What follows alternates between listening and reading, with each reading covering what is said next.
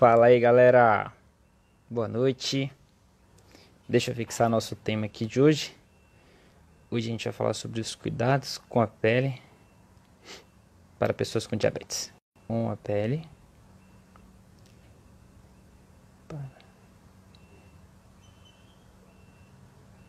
Oi, Lu. Bem-vinda.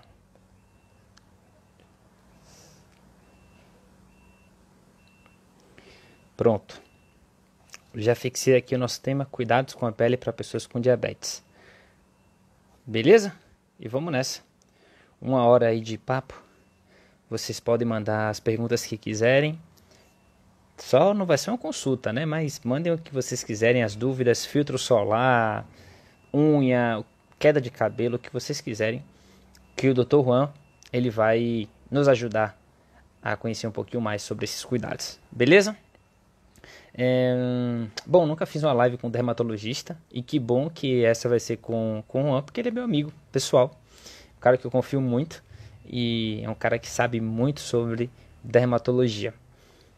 Ele é formado aqui na Faculdade Baiana aqui de Salvador, da Bahia, né? E ele fez especialização lá em São Paulo, na Unifesp. Então é um cara mega preparado aí para estar com a gente. Deixa ele entrar aqui que a gente já começa. Se vocês quiserem podem mandar as perguntas e vamos que vamos. Ele já está aí na área.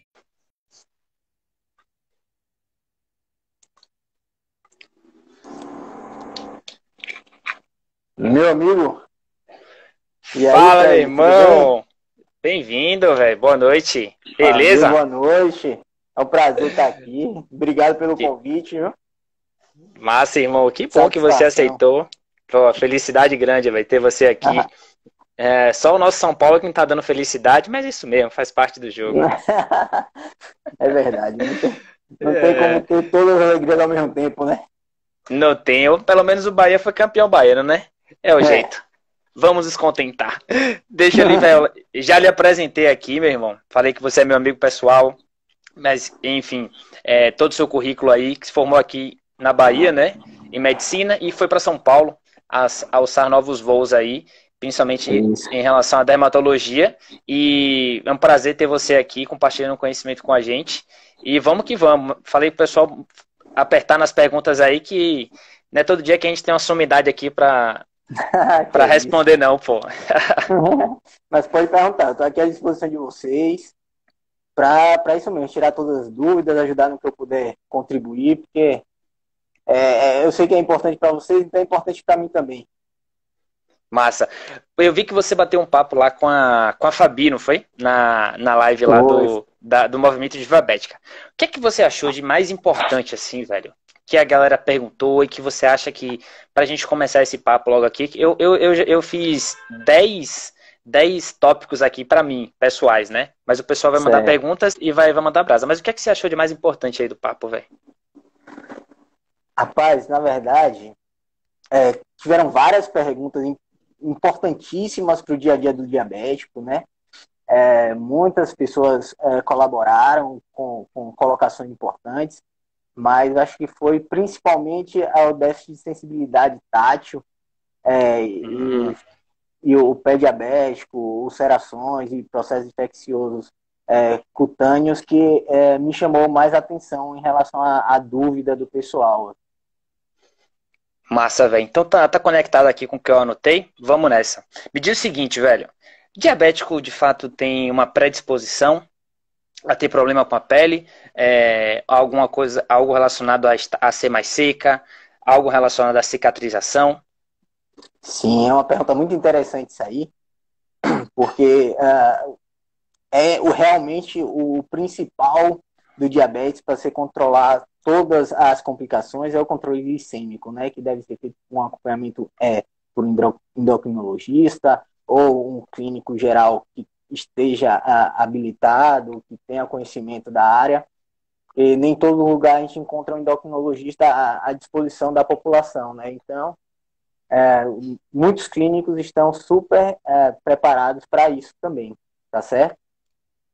Em relação à pele em si, com certeza o paciente diabético tem a predisposição de ter uma pele mais seca, tanto pela questão de se o diabetes está descontrolado, tem uma desidratação por um volume urinário maior, quanto por alteração da secreção de sebo e suor da pele, por alteração nervosa, né?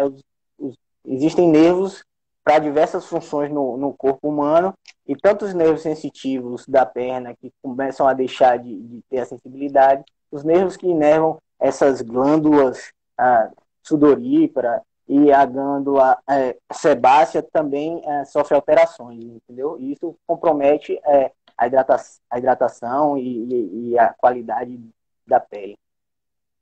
Mas assim, Massa. E o principal é manter a glicemia ali dentro da meta, dentro da faixa-alvo. Fala-se hoje muito, né, da questão, né, de estar no mínimo 70% dentro da meta, para que você possa não ter tanta hiperglicemia. E como você bem falou, essa questão da desidratação, né? Quando a gente está com a glicemia alta, o nosso corpo ele elimina glicose através da urina, né? Ele tem essa estimulação e a gente pode desidratar por esse motivo também, né? E também beber água não é só importante para a pele, mas para manter a glicemia sob controle, né? Porque quanto mais hidratado um corpo, mais a glicose fica melhor controlada, né? Sim, nenhum órgão funciona bem desidratado, né? E a pele é um dos órgãos, é o maior órgão e um dos grandes órgãos importantes que a gente tem em relação ao contato com o meio ambiente, há tantas questões estéticas, socioculturais, tudo isso, o nosso contato é através da pele. Então, digamos, é um bem-estar tanto social quanto fisiológico. A pessoa está bem hidratada. As pessoas que têm a pele ressecada realmente têm mais predisposição até alguns quadros de dermatite, algumas infecções fúngicas e até mesmo bacterianas por eventual coçadura e traumatismo, tá certo? Existem também, de um modo muito interessante, doenças cutâneas que são específicas do paciente diabético. Assim,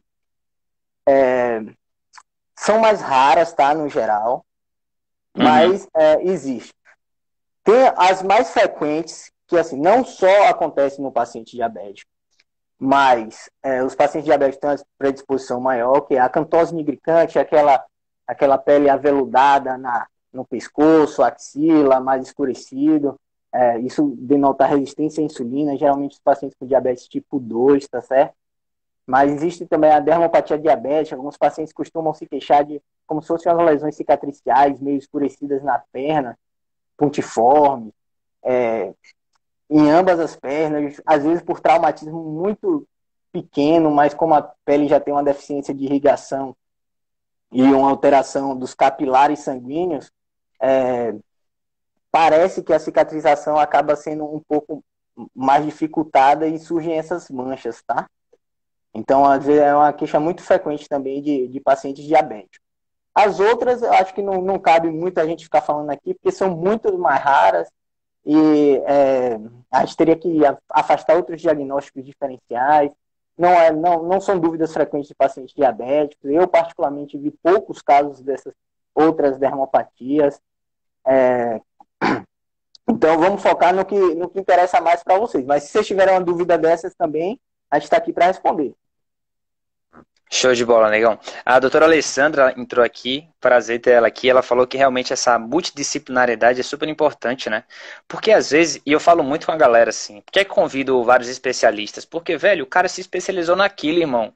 Então, para de achar que esse negócio de YouTube e internet vai ser, vai te dar a fórmula mágica, porque nada como um especialista. E óbvio que saiu até em estudos recentes que a maioria dos diagnósticos de diabetes, tanto tipo 1 quanto tipo 2, no Brasil são feitos por clínicos gerais. E isso não é um problema. Como você falou, eles estão bem habilitados. Você se forma, você está habilitado a fazer isso. Mas, obviamente, que um endocrinologista depois, né? Um passo seguinte, e aí você tá com alguma questão, você vai no especialista, seja urologista. Eu tô convidando Lipe para uma live na próxima semana para falar sobre as questões de urologia, né? Porque realmente, velho, tem tudo a ver. Então, a ideia de trazer especialistas é para perceber o quanto que é importante a gente se conectar com o especialista e ter a orientação correta, né? Sim, com certeza. Eu vejo que muita gente procura o Dr. Google, né? Nada contra, eu acho que a pessoa deve se informar realmente, teve o diagnóstico, deve ir lá procurar. Só que eu vejo que muitas ficam assustadas, porque, por exemplo, a gente sabe que um diabético bem controlado dá para viver super bem, uma vida normal. Por exemplo, você é um exemplo disso, ter uma vida praticamente um atleta, ter hipertrofia muscular, viver bem, saudável, sem complicações importantes. E aí você chega no Google, aí vê pé diabético, ulceração, tutação. Então, às vezes o Dr. Assusta. Google assusta mais do que ajuda, por não dar a sensação de proporcionalidade adequada, de quanto é que isso acontece, quais são os pacientes diabéticos que vêm a ter essas complicações. Então, a gente percebe que muitos pacientes ficam assustados. É verdade. Vamos falar, você já começou a falar aí, queria falar sobre cicatrização. A ciência evoluiu muito nos últimos anos, né? E prova disso é a quantidade de insulinas que a gente tem à nossa disposição.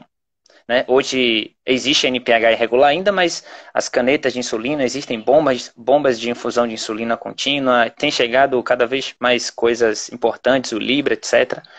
E existem muitos mitos ainda em relação a diabetes, dentre os quais esse aí de diabético não pode fazer tatuagem, ou diabético tem dificuldade de cicatrização.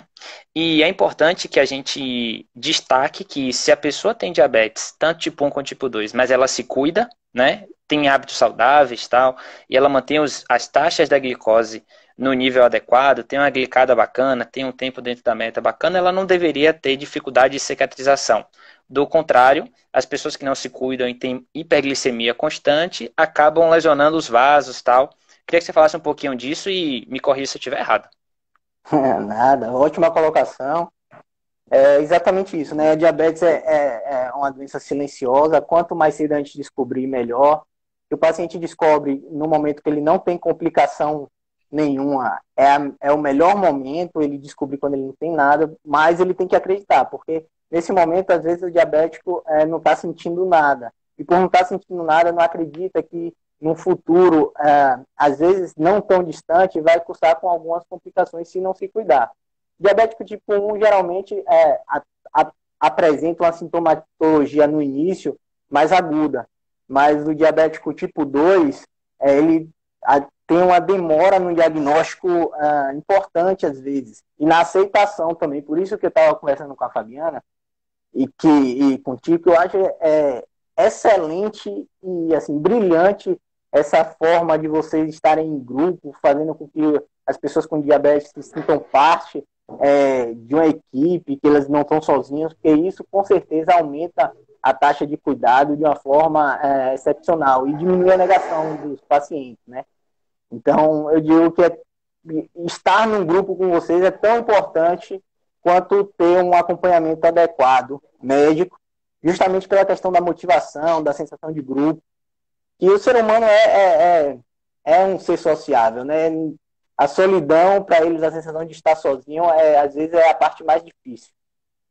Verdade, totalmente. E essa parte que você falou de adesão ao tratamento é fundamental, né? Porque se a pessoa ela sabe o que fazer e acaba não fazendo, ela é muito ruim. É pior, talvez, do que não fazer porque não sabe, né? E o objetivo das lives, de tudo, é que pelo menos a gente plante semente e leve conhecimento para a galera, para que cada um entenda o que faz sentido e implemente na sua vida. E justamente quebrar um pouco de mitos, né? E como eu falei, a questão da cicatrização, né? A pessoa que tem o diabetes tipo 1 e tipo 2 tem uma cicatrização. Eu não tenho dificuldade de cicatrização, nunca tive, pelo menos, né? É correto afirmar isso, tipo, a pessoa que se controla, que tem um diabetes bacana, tem uma cicatrização como qualquer pessoa, como uma pessoa que não tem diabetes? Ou ainda assim existe uma predisposiçãozinha de falar, porra, mesmo assim, ainda rola? Olha, se o paciente sempre cuidou da glicemia, desde o início, mantém uma meta adequada, faz um segmento médico adequado, tem os cuidados locais com a pele, a cicatrização é muito semelhante ao normal, tá? Mas se ela já ficou por muito tempo no estado hiperglicêmico já teve lesão vascular e neural, essas lesões muitas vezes são irreversíveis. Então, mesmo que ela controle, ela vai ter uma cicatrização melhor do que se ela estivesse descontrolada, mas não exatamente igual ela teria se ela tivesse cuidado a vida toda. Isso acontece com todos os órgãos, né? Se você pega, por exemplo, o rim, você que é um cara que se cuida, muito dificilmente vai ter um problema renal por diabetes. E se por algum motivo o paciente se descuida e tem a nefropatia diabética, muitas vezes ela é irreversível também, né? Assim como a obstrução de artérias e retinopatia, cegueira. Então, por isso que é importante se cuidar desde cedo. Massa. E é impressionante mesmo como as complicações normalmente são decorrentes justamente dessas lesões nos vasos, né? Principalmente aqueles vasos pequenininhos no olho, né? Sim. Ali a questão renal e a questão da neuropatia, né? Aí é uma Sim. questão mais que chega para você, que é a questão da falta da sensibilidade, a questão do pé diabético. Fala um pouquinho disso, velho. Então, às vezes o paciente só se dá conta que é diabético, não aquela pessoa que se cuida, né, mas aquela pessoa que realmente não tem um acompanhamento médico adequado e não tem uma ciência não é uma pessoa tão esclarecida, chega pra gente quando já está com o pé infectado por uma ferida que ele nem sabia que existia. Por que isso acontece?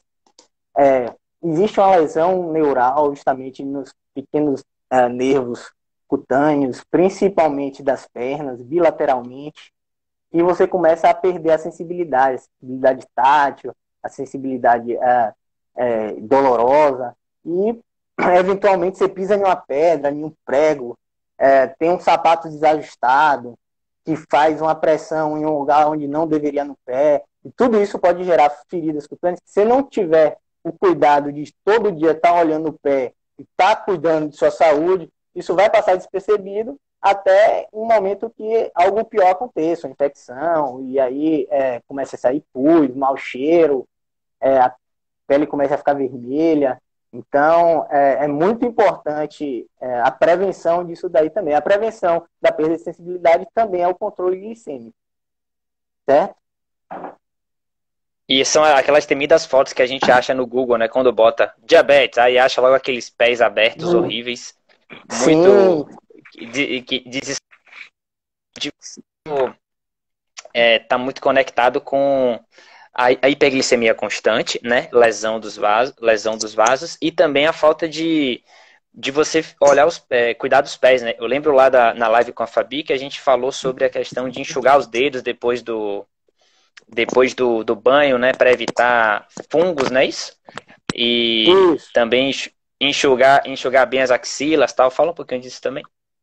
Isso, perdão, aqui eu tive um problema técnico aqui, mas já resolvi. Tá de boa, irmão. Então, o diabético, por ser diabético, ele já tem uma predisposição maior para ter infecções fúngicas, tá? Quando a glicemia está descontrolada, então, a predisposição é muito maior. E fungo gosta de quê? De umidade e calor, certo? Condições ideais para fungos são pessoas que não secam bem os pés, não secam bem as virilhas e colocam calças, usam sapatos. Então vai ter tudo o que ele quer. Vai começar a proliferação fúngica, que pode lesar a pele de diversas formas e ser uma porta de entrada para infecção bacteriana. Tá certo?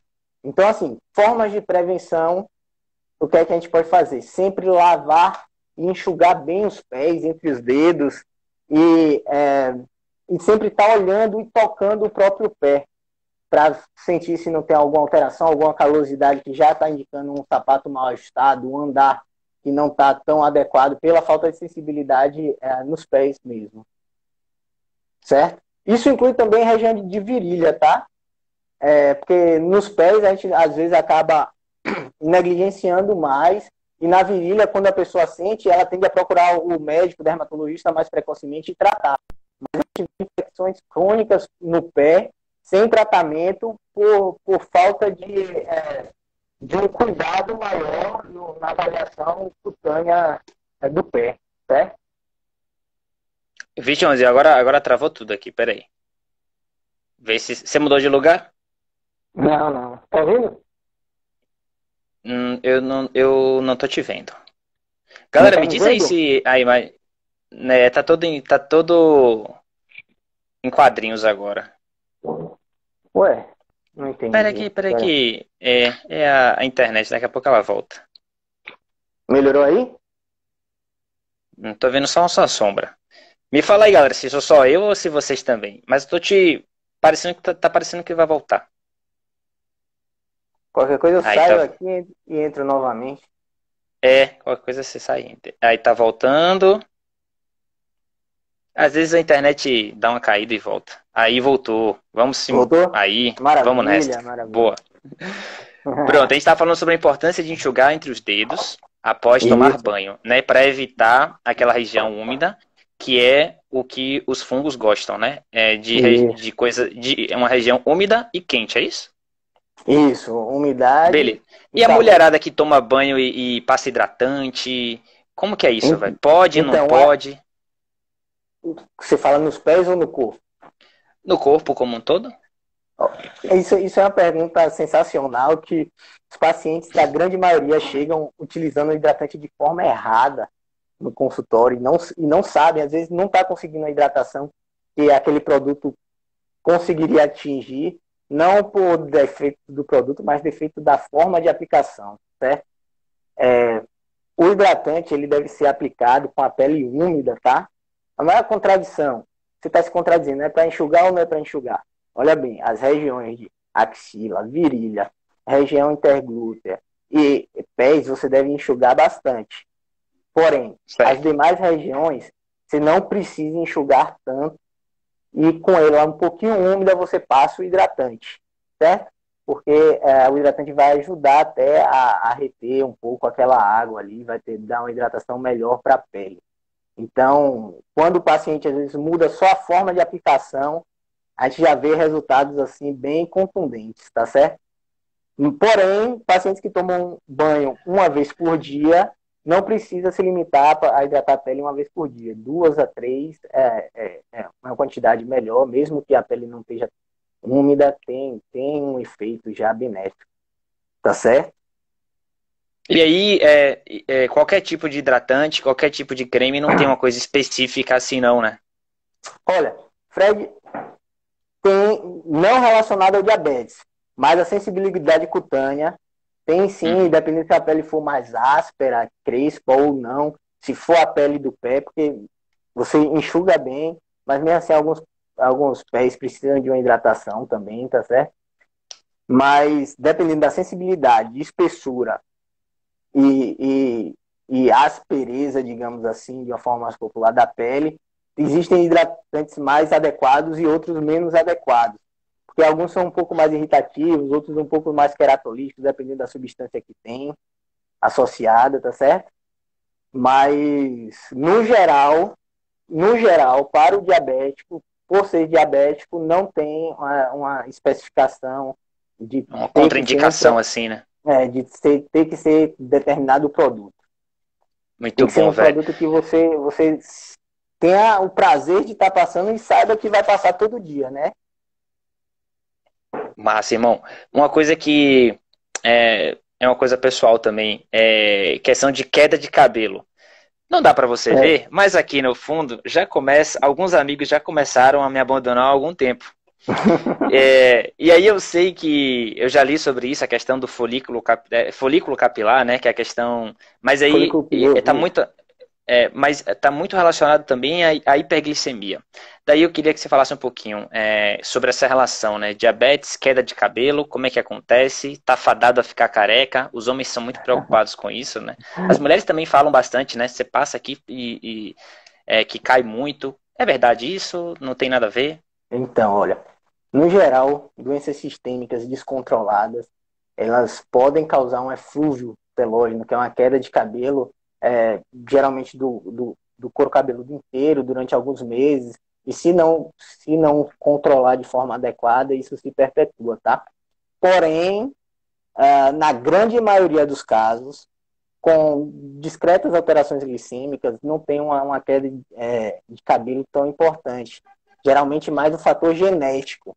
Eu conheço o Felipe, seu irmão, grande urologista, e sei que tem um componente genético importante aí, seu e da sua E, família.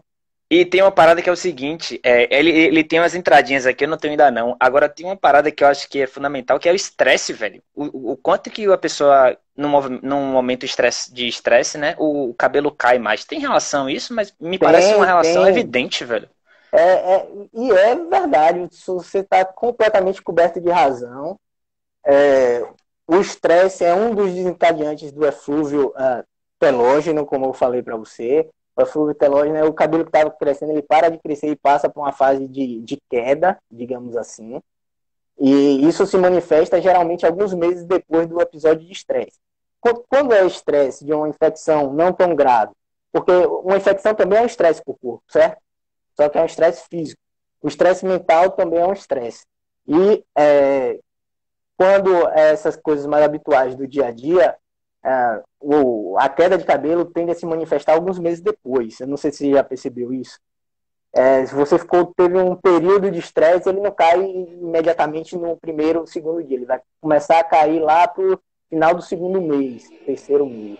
E aí ele se perpetua por uns 3 a 6 meses, se o fator for resolvido, ele vai se perpetuar por 3 a 6 meses e depois volta a ter a queda habitual genética da pessoa normal, certo? Mas se o estresse se perpetuar de uma forma importante, isso pode durar anos. Show de bola, velho. E aí me lembrei, você me fez lembrar de uma coisa que é a importância de dormir, né, velho? O sono reparador ali para você, que é importante para a pele e também para toda a reparação do sistema como um todo, né?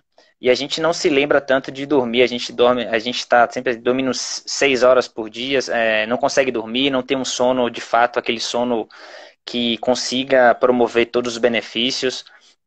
Realmente é muito importante isso, velho. Sim. Hoje a gente tem uma plena compreensão de que a pele é um órgão, além de proteção, um órgão físico, ele é um órgão imunológico também. Tem a questão da alteração imune, e se você se mantém sobre um sono inadequado, cotidianamente isso, um estresse é importante. Com certeza, suas aptidões imunes, inatas e adaptativas, eles vão ter um pouco de redução. Inclusive, isso pode se manifestar por pacientes que têm herpes labial recorrente, a herpes vinha a eclodir naquele período. Algumas infecções fúngicas também podem ser que elas tenham uma predisposição a aparecer um pouco mais nesse período, até porque a higiene, quando você está estressado, você não acaba fazendo de forma adequada, tá certo? Você acaba lesionando, futucando sua pele, criando portas de entrada para infecções. Então, o estresse acaba sendo a pele é como se fosse uma manifestação de sua mente em alguns momentos, tá? A gente chama de algumas alterações psicocutâneas, começam no psicológico e se manifestam na pele. Tanto pele quanto trato gastrointestinal e quanto trato respiratório são locais onde o estresse e as emoções acabam se manifestando, seja por uma diarreia, às vezes uma diarreia crônica, às vezes uma falta de ar, e na pele tem também, às vezes, a queda de cabelo. Então, é o corpo respondendo ao psicológico, né? Isso acontece muito, é muito frequente. Massa, com certeza. Agora, O... Ah, eu queria só colocar uma questão, porque às vezes o diagnóstico está claro, o próprio paciente consegue reconhecer isso, certo? Mas muitas vezes é importante a gente afastar outros diagnósticos clínicos antes de dizer que aquilo ali se deve ao estado emocional. A gente não pode pular essa etapa, certo? Até por uma questão de saúde física mesmo. Então, por isso que o acompanhamento com um médico especialista é fundamental. Você está lá convivendo e tendo frequentemente contato com ele para que você possa manter um autocuidado e umas orientações adequadas. Massa, irmão, show de bola. Vamos falar sobre unhas. Eu vi que foi um Vamos. tema bem bacana lá com a Fabi, principalmente o jeito certo da mulherada fazer a unha, de não tirar os cantinhos, para não arrancar bife, para não criar uma porta de Isso, entrada. Fala um pouquinho disso, velho. exatamente. O cuidado com a unha é fundamental. Nós homens, às vezes, não temos tantos cuidados como as mulheres, mas às vezes os cuidados que elas estão tendo não são os mais adequados e mais indicados, principalmente em pacientes que têm diabetes. A gente já pede naturalmente para evitar tirar a cutícula, mesmo em pacientes não diabéticos, certo? Porque aquilo ali pode fazer com que a unha venha a encravar na carne, não a tirar a cutícula, mas mexer na ponta. Tirar a cutícula vai fazer com que fique úmido o lugar e tenha predisposição para infecções fúngicas, infecções bacterianas locais. E o paciente diabético já tem uma suscetibilidade maior para isso. E entendo a infecção também, às vezes o tratamento acaba sendo um pouco mais difícil, certo? Então, evitar tirar a cutícula, cortar reto a unha na frente, esperar ela sair um pouquinho da carne para se cortar, não ficar machucando a carne. E para os pacientes diabéticos, eu gosto de dar uma orientação adicional que não deixa a ponta da unha pontiaguda. Corta reto, mas depois apara para deixar ela um pouco circular na borda, discretamente, sem mexer na parte mais próxima do dedo, para que ela Tipo não aqui machuque o assim, dedo do lado. para não ficar uma pontinha aqui. Para não ficar a ponta dos... Isso, não ficar a ponta dos dois lados. Principalmente no pé, isso é Ah, tá, importante ter aqui, tá, entendi. isso. Mas assim, você está cortando muito rente, você tá Tem que indo... deixar mais. Você tem que deixar crescer um pouquinho mais que isso aí. Você Entendi. está mexendo dos lados aí, você está tirando bem as cutículas, está mexendo do lado, isso daí pode vir a ter uma complicação lá na frente. Na unha dos pés, a questão de não deixar a unha muito pontiaguda é importante porque quando você usa o calçado, a unha fica machucando o dedo do lado, às vezes. E se você tiver uma sensibilidade deficiente, você pode gerar uma ferida ali e não perceber, certo? Entendi, muito bom. Então, sobre unhas, assunto superado? Dicas dadas já? Era Olha, isso, né? o importante também é saber que a micose da pele do pé pode ir para a unha. Então, sabe aquelas unhas grossas, que às vezes esfarelando? Muitas vezes aquilo ali pode ser micose também. E precisa de um tratamento adequado se você quiser ter uma unha saudável, certo?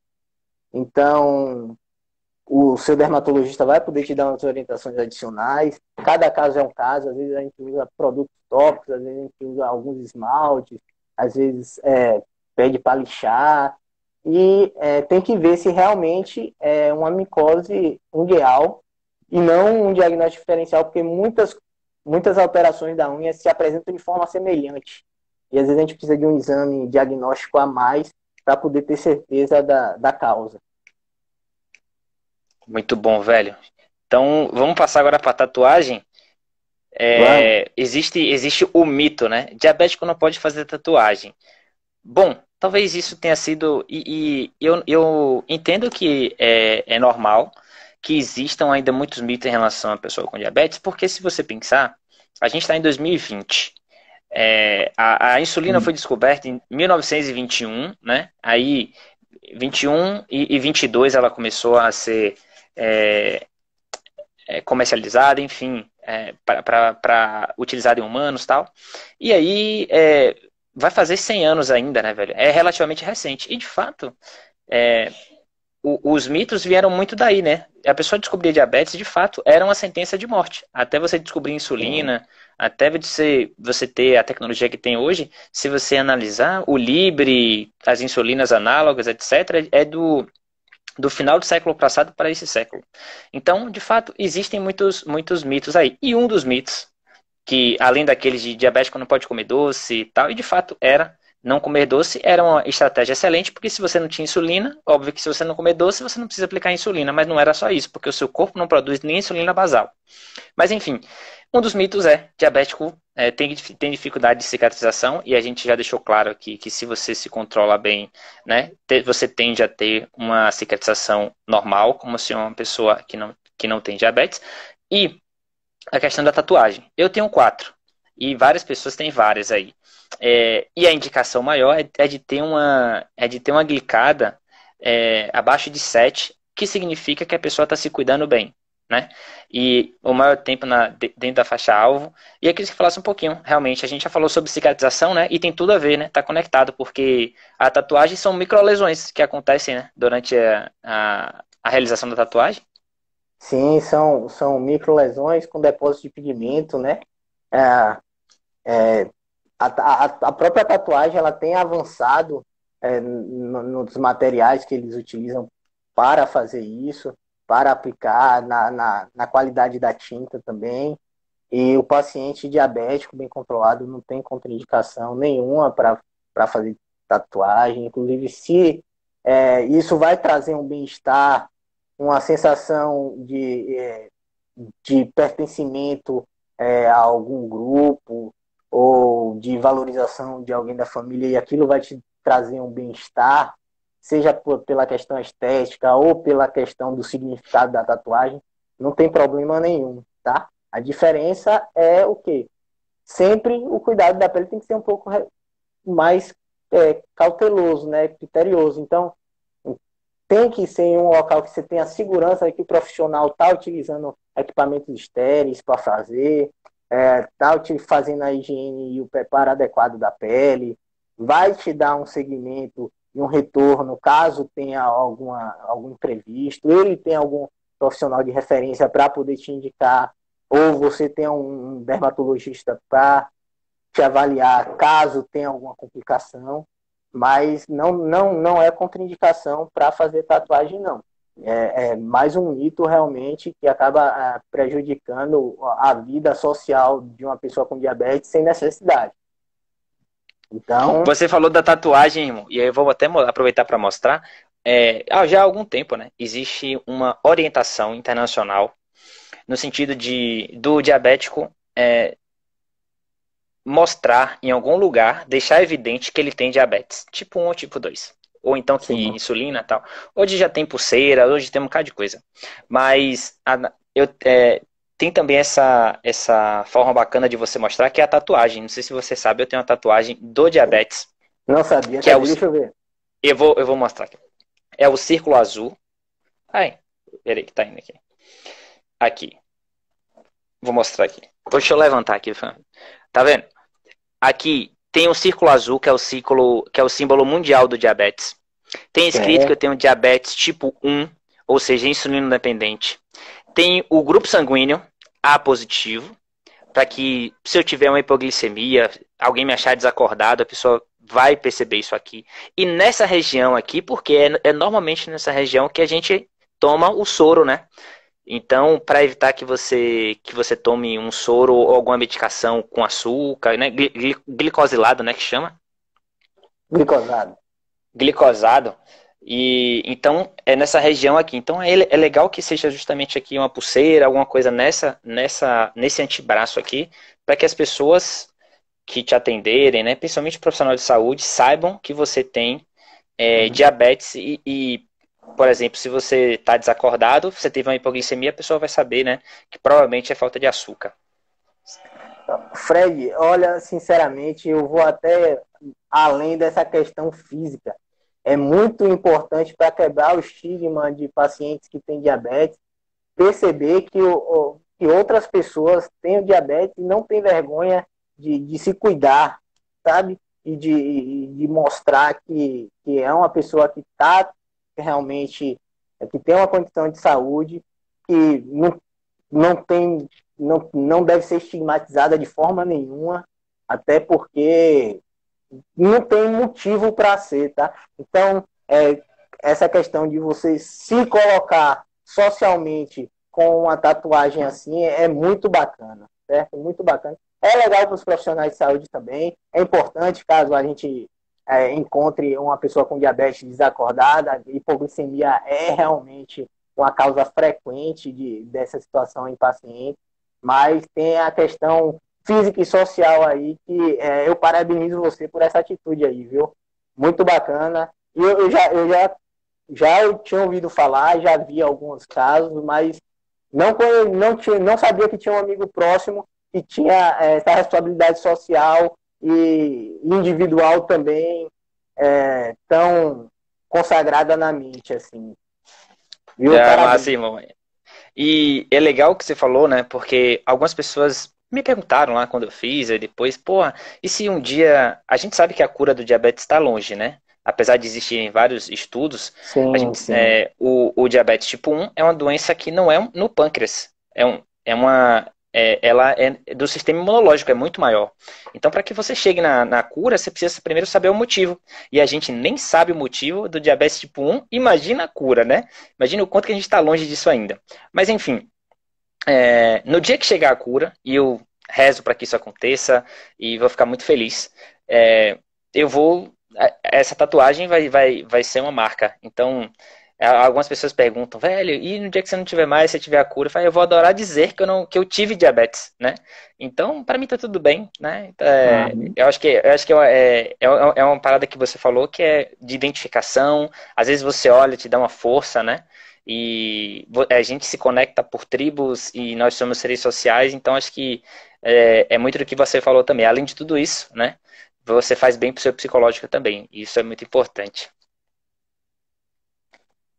É interessante ter um pessoal aqui comentando que realmente tem esse medo de fazer a tatuagem, certo? Não precisa ter medo, porém, tenha um profissional, um dermatologista de referência, tenha é, um tatuador de confiança e antes de fazer, é melhor que a glicemia esteja controlada, tá? Então, assim, para que tudo dê certo, todos os cuidados necessários e todas as prevenções possíveis, que não são grandes problemáticos, não vão te custar um dinheiro. Se você se cuidar, realmente vai ser muito mais benéfico se tiver uma complicação e ter que cuidar depois, certo? Eu digo em relação à confiança ao profissional, Fred, eu falei aqui do tatuador, eu falo também da manicure, do podólogo, pessoas que vão ao podólogo, dos médicos, dermatologista, endocrinologista, porque a gente sabe que ter uma formação boa é uma virtude muito bacana, mas existem coisas que são ainda mais importantes que a formação, que é o caráter e você saber que você está sendo bem cuidado. Então, sempre alguém de confiança. Irmão, e aí você falou uma coisa que eu me lembrei. De o seguinte, principalmente a mulherada faz muita depilação puxando, né, com aquela cera. E, velho, uma vez eu cometi o erro de testar isso. Eu acho que eu permiti que alguém fizesse isso em mim. Eu devia estar muito doido, não é possível, porque foi algo extremamente traumático pra mim. E acho que até por isso as mulheres são guerreiras, porque puta que pariu. Mas enfim, e esse cuidado também, né? Porque se você faz errado, o quanto que aquela pele pode ficar irritada, né? E aí eu queria conectar com o Libre e a bomba. A gente utiliza, não sei se você já viu, alguns aparelhinhos, é que eu não uso, mas alguns que grudam na pele para um monitor contínuo de glicemia, chama-se Libre, Uhum. que quando você e fica ali 14 dias. E óbvio que para que ele não ele tem uma colinha própria, mas ele não é uma super bonder, né? Nem uma silver tape. Então você coloca um outro adesivo por cima para poder segurar e não Certo. perder de jeito nenhum, porque se sair você perde o dinheiro. Hum. Entendeu? Então, se der para você colocar, enfaixar o seu braço, você vai enfaixar. Só que aí vai ficar 14 dias. E as pessoas não trocam com frequência aquele adesivo, o adesivo que fica por cima, né? E acaba irritando. Aí a pessoa toma sol, aí vai pra praia, e aí o suor. E quando tira, fica várias bolinhas, fica irritado. Não sei se você já viu. E isso tanto para o Libre quanto para a bomba de insulina também, né? Porque o catéter fica grudado. Uhum. Fica lá dentro uma partezinha e fora fica a colinha. E muita gente fala, velho, eu não estou usando o Libre porque ficou irritado. Ou então por isso, porque aquilo. É, queria que você desse uma dica disso. Não sei se você já viu, mas pense numa pele irritada, né? E quando Eu você. sei, Acho eu que sei, é eu muito, sei, eu muito sei, tempo ali, né? isso eu sei o que você está falando. Olha, a gente precisa ter em mente alguns conceitos para entender o que está acontecendo.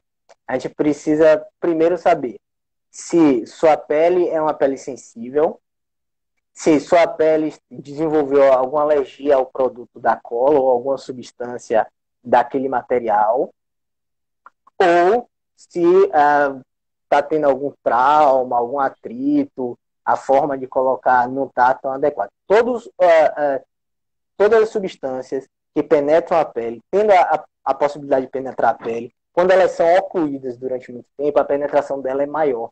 Ela se torna mais irritativa, pode desenvolver algum quadro de reação que, no estado não oclusivo, não desenvolveria.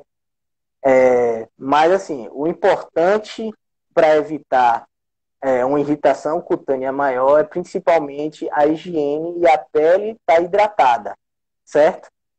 A pele desidratada e seca também faz com que haja maior penetração de substâncias. Você trocar o local, se possível, de tempos em tempos, mesmo que seja de 14 dias em 14 dias, mas evitar que seja o mesmo local cutâneo toda hora é interessante também, certo? Até para aquele trauma ali, da pele se regenerar um pouquinho. E, e dependendo do caso, aí precisa de uma avaliação médica, se for muito. Se não for muito, se for algo muito simples, tranquilo, às vezes só os cuidados e higiene locais são suficientes, tá certo? É o quê? Você evitar deixar muito tempo ocluído, ou seja, troca, se teve suor, sujou, ou, ou qualquer coisa nesse estilo que precise de uma higiene adequada, você deve trocar sempre o curativo que está por cima para proteger, certo?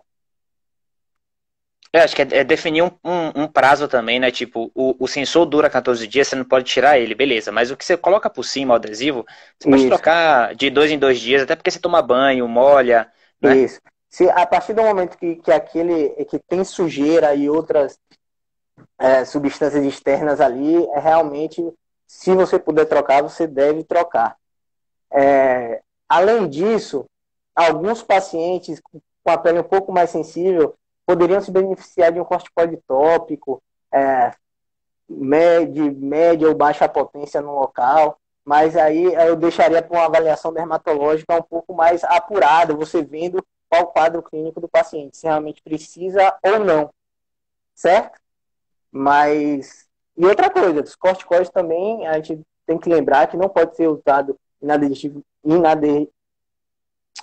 de forma equivocada, porque quando você utiliza corticoide durante longos tempos, longos prazos, de modo recorrente, isso pode causar uma atrofia cutânea também. Então, devemos sempre estar sabendo, ciente do que está sendo feito. Nem sempre a pessoa precisa ficar retornando ao dermatologista, mas uma vez que tem a dúvida de qual o melhor procedimento a ser colocado em prática, é sempre bom a orientação de um especialista. Vai lá com a lesão, porque se for sem a lesão, ele vai pedir para você retornar no momento com a lesão, porque a gente também não consegue adivinhar. Às vezes a gente chega lá, o paciente passou várias coisas, melhorou, e aí vem perguntar, a gente teve a conduta adequada, não teve, o que era que eu tive? Não sei, eu preciso estar vendo e conversando contigo para te dar uma orientação adequada. Mas, irmão, não, e corticoide é uma coisa que a gente tenta passar longe, porque se introduz corticoide, a glicemia fica toda bagunçada. Então, assim, é o último do último caso, porque afeta tudo e é uma bosta. Isso é importante, vocês terem essa consciência. Mas assim, o corticoide tópico, bem utilizado em pequenas áreas com recomendação médica, ele é bem seguro. Então, se por algum acaso alguém te prescrever, por algum motivo de saúde, um corticoide tópico, não tenha esse medo, tá? A absorção, se for em pequenas áreas, não é sistemicamente significativa a ponto de alterar tanto assim a glicemia. Isso é mais para corticoide Hum, oral mesmo. show, massa. Que bom, velho. Me fala o seguinte, velho. Perguntaram aqui, né, a questão da lipodistrofia, que é um problema muito recorrente aí nas pessoas com diabetes. E aí, falando pro pessoal, que a lipodistrofia seriam dois tipos, me corrija se eu estiver errado, que é a lipoatrofia, que é a perda da gordura, ou seja, você aplica tanto no lugar que aquela gordura acaba saindo e você fica com um buraquinho. E a Uhum. lipohipertrofia, que é um carocinho, acúmulo de, enfim, de insulina, de gordura, não sei. E a maioria das pessoas tem a lipohipertrofia. E eu acho que o mais difícil de tratar até é a lipoatrofia. De qualquer forma, uma coisa que você falou que é super importante é fazer o rodízio. E a gente luta muito para dizer, velho, você pode aplicar no braço, você pode aplicar no abdômen, você pode aplicar na perna, no glúteo. E as pessoas, a maioria das vezes, só aplicam em um lado do abdômen, no mesmo lugar, e acaba criando essa calosidade, ou então alguma lipodistrofia. Fala um pouquinho Isso disso, velho. é interessantíssima essa pergunta, porque realmente você aplicar a substância no mesmo local diversas vezes pode causar uma atrofia do tecido gorduroso, causar uma depressão cutânea. E a insulina, por ter o efeito hipertrófico, certo? Pode fazer com que aquele tecido se hipertrofie. Existem até algumas tentativas de alguns tratamentos de lesões atróficas da pele com pequenas, tipo, o paciente diabético tentar colocar a insulina naquela região atrófica, em pacientes que têm esclerodermia e diabetes associada, e às vezes tem uma hipertrofia do tecido gorduroso que diminui aquela saliência, mas isso a gente não tem como prever, certo? Pode acontecer tanto uma quanto a outra. O mais importante, como você falou, é fazer o rodízio. E caso esteja realmente esteticamente incomodando muito, procura o dermatologista, que existem tecnologias, tanto para tratamento da questão da depressão, quanto tratamento da questão da hipertrofia. Adianto que os tratamentos não são tão baratos, tá? E não tem como a gente garantir 100% o resultado, mas Uhum. são tentativas que são válidas, é um investimento Tem, que o cara tem salvação, né? Que às vezes a tem, pessoa não tá ali e precisa fala, ficar porra, eu tenho isso desesperado. aqui e esteticamente fica feio pra ela e ela fala, velho, eu tenho vergonha disso. Ou seja, Uhum. a palavra positiva é, além de você fazer rodízio, tem salvação. Evita aplicar naquele lugar, até porque a absorção da insulina vai ser feita de forma diferente, não vai ser absorvida na mesma velocidade e tal. E tem salvação, procura um dermatologista. Isso. A gente tem mais 7 minutos aqui de live, e aí o último assunto, que é pediram aqui sobre rachaduras. E dois, qual a frequência que a gente deve ir ao dermatologista? E passe seus contatos, véio, pelo amor de Deus, que o pessoal deve estar doido aqui para se consultar com você. Você, será um prazer atender ao pessoal, seus amigos aqui, que realmente eu acredito que todos têm essa convicção da importância do autocuidado, assim como você. Em relação a rachaduras, vamos lá. Importante a gente saber que os locais onde ocorre mais rachadura, que é no calcanhar, certo? Às vezes na região lateral do pé. A gente precisa saber se essa rachadura está realmente, no final dela, está causando um ferimento mais profundo, se tem uma ulceração ali associada, ou se é só na região que está mais espessa, tem dor associada ou não. E existe tratamento, tá? Tem alguns cremes tópicos que a gente pode aplicar. A gente precisa proteger a região entre as rachaduras e diminuir aquela hiperqueratose, aquele espessamento cutâneo que tem ao redor. Mas a prevenção mais importante é você utilizar um sapato adequado, controle da glicemia para que você tenha a sensibilidade dos pés, assim, que você não desenvolva uma alteração de sensibilidade que venha a te prejudicar e você andar de forma errada, colocando o peso de forma inadequada nos pés. Então, assim, eu aconselho as pessoas que realmente se incomodam muito com isso, procura um dermatologista para o tratamento inicial e um ortopedista ou um fisioterapeuta que tenha uma ciência nessa questão da baropodometria, né? Que tenho até um grande amigo e primo que me ensinou muito na época, inclusive, que eu estava na faculdade, terminando a graduação, sobre essas questões da baropodometria, me apresentou os aparelhos, e realmente é importante para que você tenha um andar adequado. Então, cuidados com pés, hidratação adequada, esses pés precisam realmente de uma hidratação, ver se não tem fungo, micose associado, para que tenha o devido tratamento. E a gente pode fazer tantos tratamentos mais abrasivos quanto mais queratolíticos, por exemplo, um ureia, 20, 30, 40%, às vezes a gente até usa, dependendo da situação, só que ela não pode entrar na fenda, ela tem que ficar por fora. Então a gente coloca, às vezes, uma pomada, um Bepantol ali para proteger, mas cada caso é um caso, não tem como eu passar uma prescrição, uma receita de bolo aqui, certo? Mas é interessante. Primeiro, hidratar bem os pés, fazer a higiene, e ter um sapato adequado, se certificar de que sua sensibilidade cutânea do pé está sendo eficiente, que você está sentindo, e que você está caminhando de forma adequada. Isso daí são as principais questões em relação a rachaduras e calosidades, tá? Que massa. Tem algumas perguntas mais perguntando aqui agora sobre a Camis, que perguntou sobre massagem modeladora e tal, só que o tempo não vai dar. Não dá, galera. Então faz o seguinte, já falei para todo mundo, segue aí Dr. Juan. Enfim, deu para vocês verem que, além de amigo e irmão, o cara sabe muito. Então, mandem brasa, tirem dúvidas com ele, manda por direct, eu não tenho dúvida que ele vai atender vocês, vai responder certinho. Mandem brasa e deixa aí seus contatos. Quer dizer, contato não vou conseguir passar aqui não, é mais seguir você mesmo. Mas me fala, você tá atendendo por videoconferência, telemedicina? Tá, né, irmão? Ó, eu atendo, faço consultório aqui em Salvador e atendo por telemedicina também. Inclusive é uma questão interessante que eu costumo deixar claro, faço atendimento por telemedicina, vale a pena, é uma ferramenta a mais. Porém, se você tem a oportunidade de estar presencialmente numa consulta com o dermatologista, cara a cara, ele vai te avaliar muito melhor do que por teleconsulta. Teleconsulta tem suas vantagens da questão, por exemplo, na época de Covid, dessa segurança de o paciente não se expor ao coronavírus, não se expor ao ambiente hospitalar, clínico, e ter esse conforto mental nesse momento, mas a gente não consegue tocar, não consegue